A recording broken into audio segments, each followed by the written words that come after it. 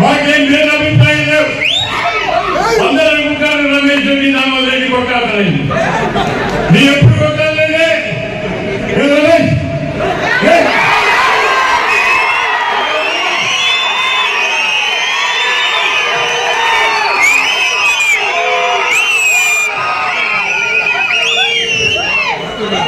మాకు లేని పేద పుట్టాలి నీకెందుకు అని అడుగుతున్నా. నాకు భేదాభిప్రాయం లేవు. అయితే నీకెందుకు కార్యకర్తలుగా నేను అడుగుతున్నా. మన కష్టమైన ఎన్నికల్లో మన సంతోషం పెట్టాలి. నేను ఈ సందర్భంగా జానారెడ్డి గారికి రఘువీరెడ్డి గారికి నేను ఒక మాట ఇస్తున్నాను.